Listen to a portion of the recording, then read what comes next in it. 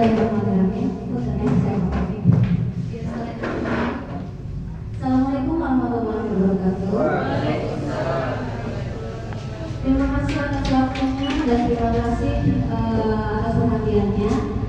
Di sini saya akan berbagi sedikit pengetahuan. Sebenarnya bukan kita saling sharing aja. Karena kebetulan saya mendapatkan ilmu ini lebih dulu gitu ya. Jadi saya coba berbagi dengan ibu bapak semua. Jadi nanti kalau ada pertanyaan silahkan untuk ditanyakan. Tapi insya Allah saya akan jawab sebisa saya. Yang akan kita pelajari ini adalah tentang budaya positif ibu bapak.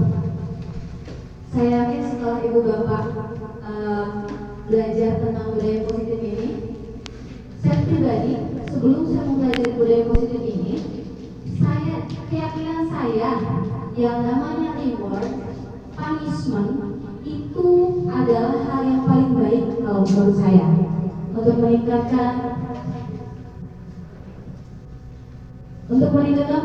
motivasi belajar siswa. Ya. Ternyata setelah saya mempelajari ini, ibu bapak, keyakinan saya luntur semua. Ternyata apa yang saya yakini selama ini itu salah. Cara yang selama ini saya terapkan itu salah. Nah, lanjut ya. Sebelum masuk ke selanjutnya, kita explain dulu. Tebak gambar, buka, mangga. Apa? Komodo. Jawabannya.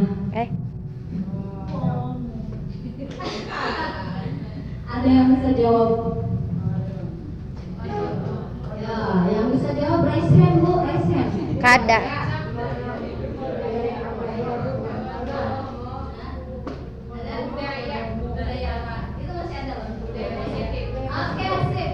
Budaya positif. Jadi itu yang akan kita pelajari hari ini. Selanjutnya, satu lagi. Yuk, tebak lagi. Hah?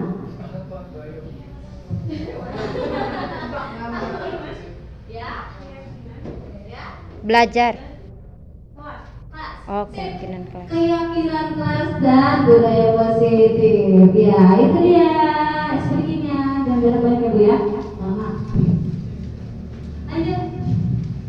Nah, ini di modul 1.4 ini saya mempelajari ini. Disiplin positif dan kebajikan universal, teori motivasi, hukuman, penghargaan dan restitusi, keyakinan kelas, kebutuhan dasar manusia dan dunia berkualitas, 5 posisi kontrol dan segitiga restitusi. Materi kita yang pertama adalah disiplin positif dan nilai-nilai kebajikan universal. Disiplin itu dimaknai sebagai sesuatu yang dilakukan seseorang pada orang lain untuk mendapatkan kepatuhan. Seseorang yang memiliki disiplin diri berarti mereka bisa bertanggung jawab terhadap apa yang dilakukannya karena mereka mendasarkan tindakan mereka pada kebajikan universal. Sekarang permasalahannya adalah kebajikan universal itu harus seperti apa? Kita di dunia pendidikan punya kebajikan universal, yaitu profil belajar Pancasila. Ya, profil belajar Pancasila yang sudah kita ketahui dan kita bahas tadi. Nah, nilai-nilai kebajikan universal itu berarti nilai-nilai ini telah disepakati oleh universal. Seluruh negara, seluruh agama, seluruh suku, apapun latar belakangnya. Nilai ini juga bisa merupakan payung besar dari sikap-sikap perilaku atau sebagai fondasi kita dalam berperilaku. Nilai-nilai kebajikan adalah sifat-sifat positif manusia yang merupakan tujuan mulia yang ingin dicapai setiap individu. Kita kalau misalkan disuruh ditanya mau jadi orang baik apa mau jadi orang buruk, Bu, Pak? Mau yang baik apa yang buruk? Baik. Baik. Nah, itu tidak ada seorang pun sebetulnya yang ingin menjadi orang yang buruk. Kita semua ini ingin menjadi orang yang baik. Makanya adalah yang namanya nilai-nilai kebajikan universal. Selanjutnya, nilai-nilai kebajikan universal sekolah itu yang tadi saya katakan adalah profil pelajar Pancasila. Ada yang mesti ingat apa saja profil pelajar Pancasila itu? Sebenarnya setiap organisasi bukan hanya di dunia pendidikan, itu semuanya hampir memiliki nilai-nilai kebajikannya masing-masing. Misalkan harus mandiri, bergotong royong, memiliki karakter yang baik, bertanggung jawab. Nah, itu adalah termasuk ke dalam nilai-nilai pendidikan universal. Yang selanjutnya, teori motivasi, hukuman, dan penghargaan dan restitusi. Manusia itu memiliki 3 motivasi untuk berperilaku. Yang pertama, untuk menghindari ketidaknyamanan atau hukuman. Contohnya, saya tidak membuang sampah sembarangan karena saya takut ibu guru menghukum saya. Itu motivasi eksternal dari luar karena takut dibagi oleh guru. Yang kedua, untuk mendapatkan imbalan atau penghargaan dari orang lain. Saya bersih-bersih karena yang mendapatkan pujian. Sama, itu masih termasuk motivasi eksternal dari luar. Tapi yang ketiga ini yang paling penting, untuk menjadi orang yang mereka inginkan dan menghargai diri sendiri dengan nilai-nilai yang mereka percaya. Motivasi yang ketiga ini adalah motivasi yang berasal dari diri kita sendiri yang ingin terus memperbaiki diri. Dan jadi itu motivasi yang paling penting. Usahakan tingkah laku kita itu didasari oleh unsur intrinsik, ya Bu ya Pak. Jadi unsur intrinsik yang berasal dari diri kita sendiri. Berarti kita sudah menyadari apa hal yang baik yang akan kita lakukan. Selanjutnya, hukuman. Hukuman ini bersifat satu arah. Hukuman ini tidak terencana tiba-tiba. Misalnya nih, kamu buang sampah sembarangan, sana lari 10 putaran. Nah, itu bentuk hukuman. Anak kadang bingung, saya salah padahal kan kita hanya bisa tolong buang sampah ke tempatnya. Biasanya hukuman itu lebih tidak membuat jelas sebetulnya. Hukuman bersifat satu arah dari pihak guru yang memberikan dan murid hanya menerima suatu hukuman tanpa melalui kesepakatan.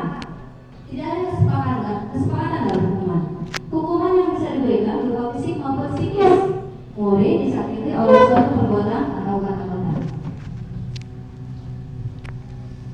Berbeda dengan konsekuensi. Konsekuensi itu kita sudah ada kesepakatan dengan anak. Misalnya, kita kalau misalkan ada anak yang tidak membuang sampah, kita membuat konsekuensinya. Apa yang akan kita lakukan kalau misalkan kalian membuang sampah sembarangan? Misalnya nanti anak yang jawab, Bu, harus didenda.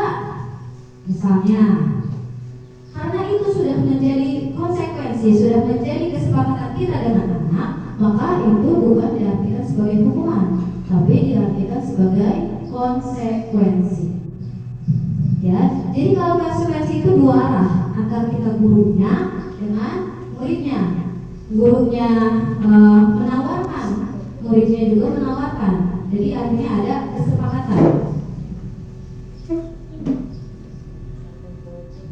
Nah, penghargaan itu memang terkadang efektif untuk merubah menjadi murid berubah, kita merubah murid menjadi sesuatu yang kita inginkan, tapi dalam jangka waktu yang pendek. Saya pernah menerapkan ibu bapak di kelas, saya melakukan game.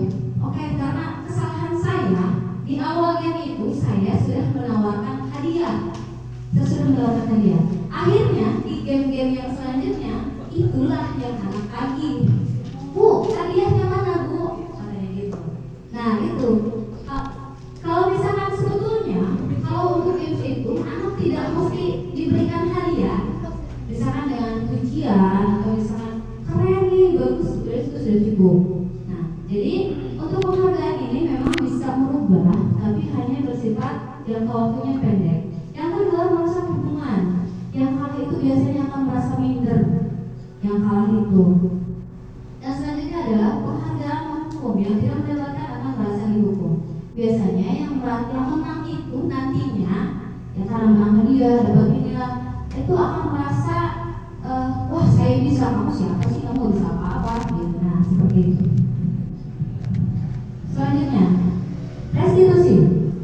Restitusi adalah proses menciptakan kondisi bagi murid untuk memperbaiki kesalahan mereka sehingga mereka bisa kembali pada kelompok mereka dengan karakter yang lebih kuat. Kalau restitusi ini perubahan yang didasarkan dari dalam dirinya, dari dalam dirinya. Jadi bukan karena unsur intrinsik berupa penghargaan atau hukuman. Selanjutnya, nah ini yang tadi kita sebut dengan kesepakatan. Ini namanya adalah keyakinan kelas dan saya sudah mulai menerapkan ini di kelas 4. Keyakinan kelas ini harus disusun berdasarkan guru dan murid. Biasanya kalau yang menyusunnya kita bersama-sama, itu anak akan lebih mudah untuk mengikutinya. Nah, mengapa keyakinan kelas? Mengapa tidak peraturan kelas? Tadi itu, karena peraturan kelas itu hanya biasanya dibuat oleh guru sendiri, tidak dengan murid. Nah, karena ada dua nilai yang akan ditekankan pada keyakinan kelas tersebut. Yang pertama nilai-nilai keselamatan, yang kedua adalah nilai-nilai kebajikan. Jadi dalam keyakinan kelas itu Bapak, tidak boleh ada yang namanya bahasa kata-kata tidak atau jangan. Misalnya, jangan membuang sampah sembarangan. Itu bisa diganti dengan apa? Buang sampah pada tempatnya. Misalkan, terus ada lagi tidak ribut di kelas. Bisa diganti dengan apa? Tanpa menggunakan kata tidak. Kamu saja. Apa? Misalkan, nah bersikap tenang. Atau misalkan tertib di dalam kelas. Misalnya seperti itu. Jadi kalau dalam keyakinan kelas itu usahakan kalimat atau kata-kata yang kita buat itu bentuknya positif. Tidak ada lagi kata tidak, dan jangan. Kalau ini mau menempel pada diri anak, saya juga baru akan mencoba ini dulu Pak. Saya mencoba kayak membuat 4 keyakinan kelas. Nah, setiap pagi sebelum anak-anak mulai belajar, si keyakinan kelas itu disebutkan. Biasanya kalau penerapannya seperti itu, harapan kita semoga anak-anak bisa melekat dalam diri anak-anaknya. Tidak perlu banyak kalau keyakinan kelas itu. Justru kalau banyak itu akan bingung. Nah, keyakinan kelas bersifat lebih abstrak. Keyakinan kelas berupa pernyataan universal yang tadi. Keyakinan kelas dibuat dalam bentuk positif. Keyakinan kelas tidak terlalu banyak. Keyakinan kelas semua warga kelas. Nah, lanjut ya. Nah, 5 kebutuhan dasar manusia. Manusia itu butuh apa sih? Bertahan hidup. Kita butuh untuk bertahan hidup. Kita butuh rumah, kita butuh makanan, kita butuh pakaian, dan yang kedua kekuasaan. Kekuasaan itu misalkan kita mau jadi seperti apa, kita ingin jadi seperti apa, kita mau jadi manusia yang seperti apa, itu kekuasaan. Yang ketiga kasih sayang. Kasih sayang ini pengakuan dari orang lain, orang-orang sekitar. Yang keempat itu kebebasan. Kita kadang butuh me time ya, apalagi ibu-ibu. Biasanya kalau kebanyakan kerja di rumah, ngurus anak, ngurus segala macamnya, ya kita butuh me time. Kalau saya biasanya me time-nya bukan Telegram Bu. Lihat drakor apa yang paling banyak. Ya, tahu ya. Ya. Kita me time-nya di tempat tidur kayak gitu. Tidur ya. Yang penting tidak perlu apa ya, tidak perlu lama sebetulnya. Misalkan cukup 15 sampai 20 menit saja. Selanjutnya kesenangan. Nah, kita kalau tidak senang Bu, kalau misalnya lagi jadi ibu-ibu aja sih sebenarnya bapak-bapak juga sama ya. Dengan permasalahan-permasalahan yang ada, itu pasti pernah jadi seperti apa gitu. Ya betul sekali. Lanjut, kelima posisi kontrol. Jangan sampai Bilang salah baca. Ya. Nah, kita sebagai guru ini semua harus ada. Biasanya ibu dan bapak itu posisinya ada di yang mana? Penghukumkah? Pembuat merasa bersalahkah? Teman, pemantau, atau manajer? Asik. Manajer, asik. Ini berkaitan dengan setiap kesalahan yang dilakukan anak.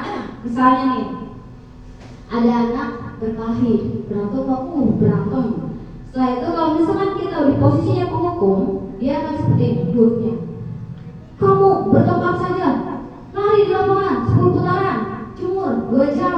Bisa. Itu untuk menghukum. Orang tuanya kesini nanti Ya, betul ya, betul sekali. Orang tuanya boleh langsung.